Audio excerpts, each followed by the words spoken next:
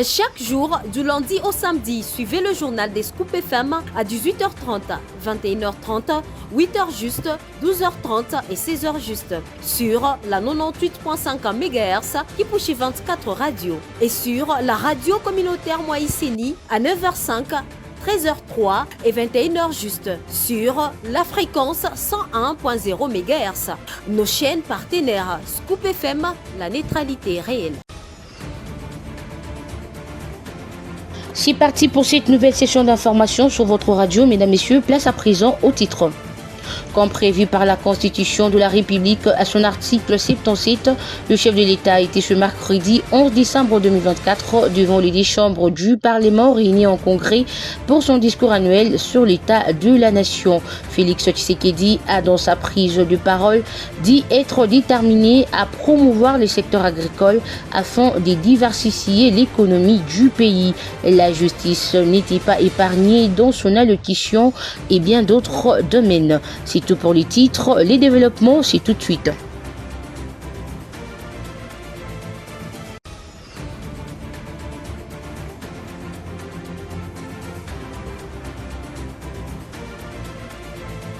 S'adressant à la nation ce mercredi 11 décembre 2024, dans son allocution, le président de la République s'est montré déterminé à promouvoir le secteur agricole afin de diversifier l'économie du pays.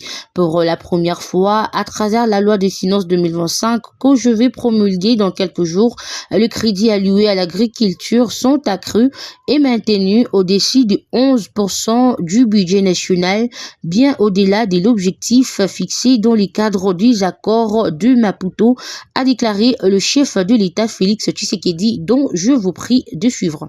Dans cette dynamique de redressement et de développement agricole, des initiatives concrètes et prometteuses sont en cours.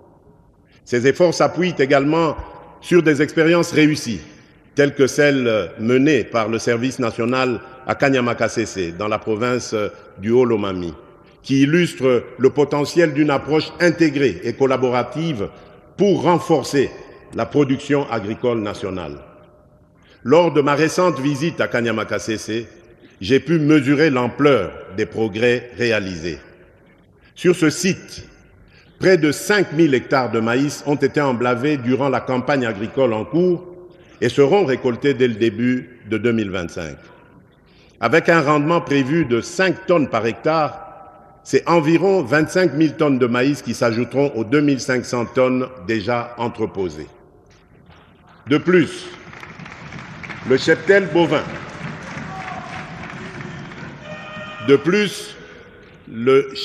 bovin du service national à Kanyama-Kasese, parti de 1000 bêtes, en compte aujourd'hui 5000, témoignant ainsi de l'essor remarquable de ce programme.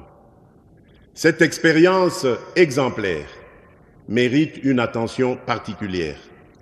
La duplication de ce modèle dans d'autres provinces, en étroite collaboration avec les gouvernements provinciaux, constitue une piste d'action prometteuse.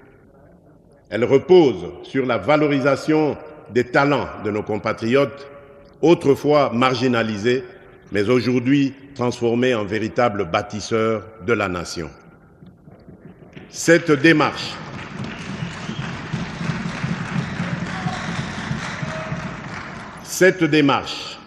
adaptée aux spécificités de chaque région, appelle à une mise en œuvre urgente pour maximiser son impact et répondre efficacement aux défis de notre agriculture.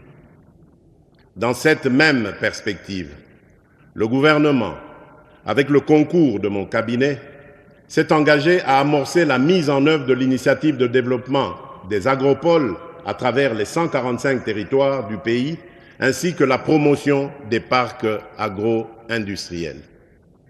Ces projets stratégiques, complémentaires aux pôles de développement agro-pastoraux, visent à accélérer la transformation agricole nationale tout en renforçant les bases d'une économie diversifiée.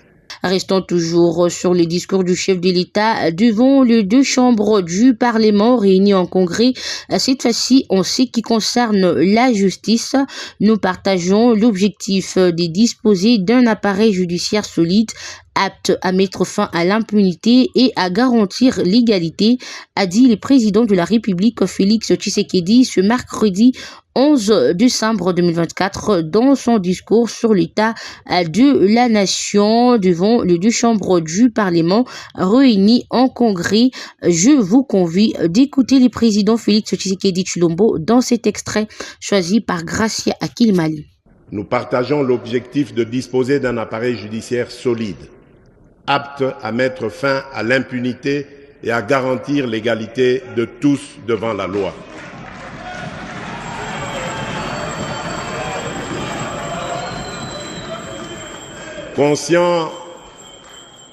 Conscient des défis qui freinent encore le bon fonctionnement du système judiciaire, nous avons engagé des actions concrètes.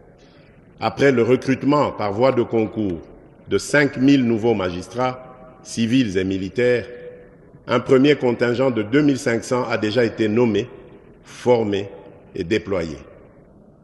Un processus est déjà entamé pour la prochaine vague. Face à l'ampleur des enjeux et dans le but de fédérer tous les acteurs autour de notre quête d'un véritable état de droit, nous avons soutenu la réorganisation des états généraux de la justice.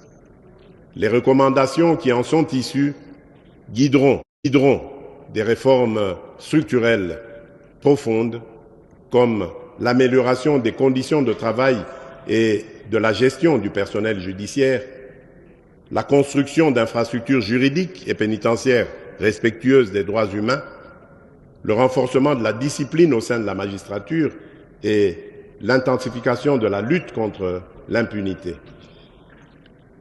Honorable président de l'Assemblée nationale, honorable président du Sénat, honorables députés nationaux et sénateurs, distingués invités, mesdames et messieurs, mes très chers compatriotes, face aux défis sécuritaires persistants, Et en bref, le chef de l'État a accordé mardi 10 décembre à la Cité de l'Union africaine une audience à Gary Nagle, président, directeur général du groupe Glencore. Ce dernier a fait part au président de la République des efforts que déploie Glencore pour contribuer à l'économie congolaise. Nous employons plus de 17 000 personnes en RDC et nous avons un projet communautaire de plus de 200 millions de dollars, a fait savoir Gary Nagle. Le président Félix Tshisekedi nous a soutenus dans ce que nous lui avons dit et il est d'accord pour que nous travaillions ensemble pour améliorer les choses en République démocratique du Congo et pour nous-mêmes, a rajouté le PDG dit Glencore. Implanté depuis 2007 dans la province du Lualaba en RDC, Glencore Group gère des exploitations industrielles de cuivre et cobalt grâce notamment à un partenariat avec l'État congolais par l'entremise de la GECAMINE. Séance de travail entre le vice-premier ministre Jean-Pierre Liaou et le ministre Doudou Famba. Au cours de cette rencontre, les deux autorités ont passé notamment en revue les processus de mise à la retraite en cours ainsi que les questions relatives à la gestion des ressources humaines de l'administration de finances, en particulier celles concernant les régies financières. Le procureur général près la Cour de cassation annonce l'ouverture d'une action disciplinaire doublée d'une action pénale à l'encontre du procureur de la République près le parquet des grandes instances Kalamou. Jean-Jacques Mouteba est accusé d'avoir libéré un prévenu pour homicide. Écoutez le procureur Firmin Vondé dans ce propos. Et j'avais déjà correspondu avec votre procureur général. Et dès hier, j'avais programmé d'arriver ici pour le cas qui a été de manière virale répandu sur les réseaux sociaux, en ce que votre fils a libéré un monsieur poursuivi ou à la base de la mort d'une personne, d'une dame.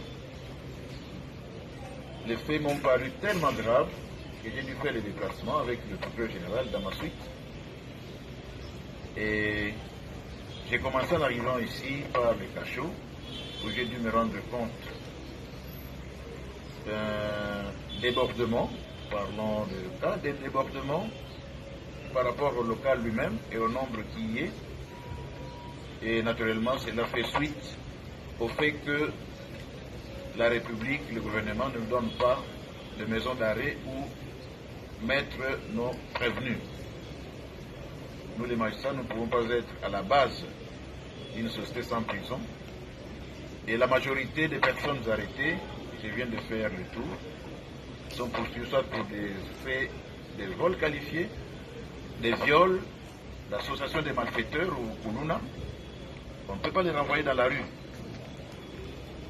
Bon, là, ce sont des questions transversales et nous aurons à en parler avec le pouvoir exécutif.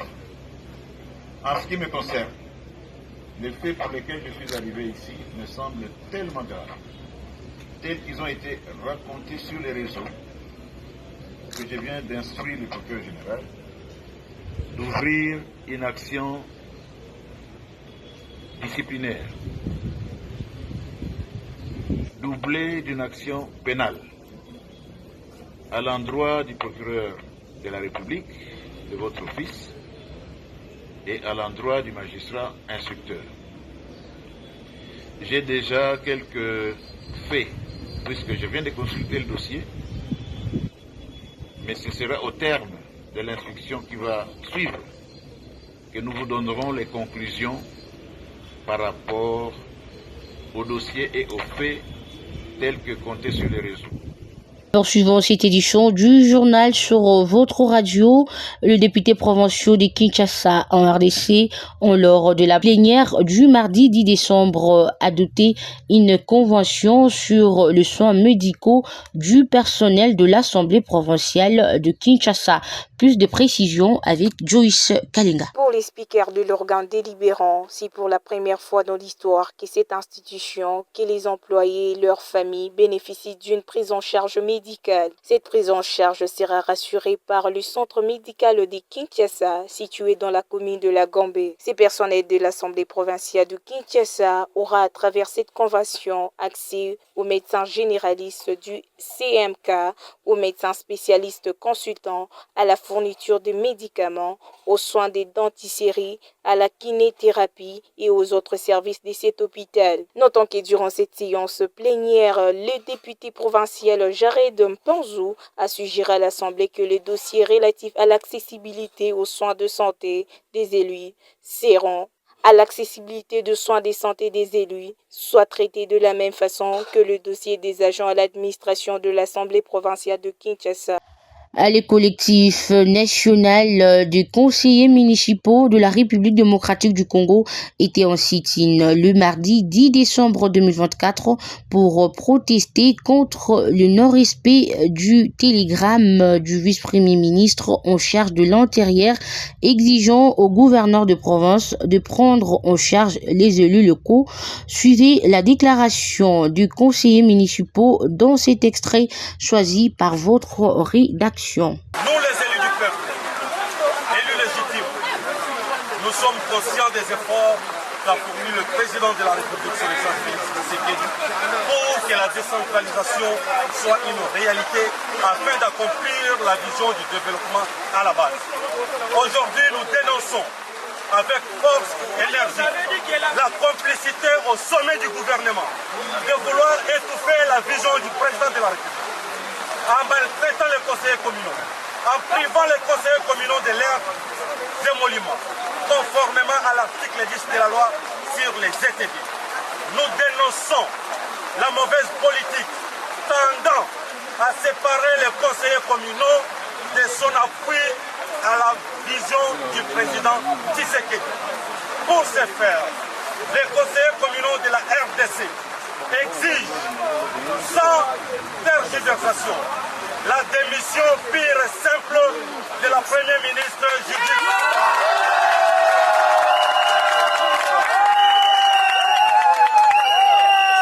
Ainsi que la démission de son gouvernement pour n'avoir pas réussi la question de décentralisation. Les conseillers communaux de la RDC annoncent à la face du monde leur soutien sans faille au président de la République, le seul garant de la nation qui a l'envie et les besoins de développer ce pays à la base. Nous ne quitterons pas la primature. Nous quitterons ici avec la copie des démissions de la Première ministre à main pour déposer au président de la République. Nous vous remercions. C'est par cette déclaration des conseillers municipaux de la République démocratique du Congo que nous mettons un terme à cette édition du journal. Si vous l'avez aimé, dites merci à l'équipe rédactionnelle de Scoop FM. Quant à moi, je vous retrouve très prochainement sur la même chaîne avec le même et réel plaisir.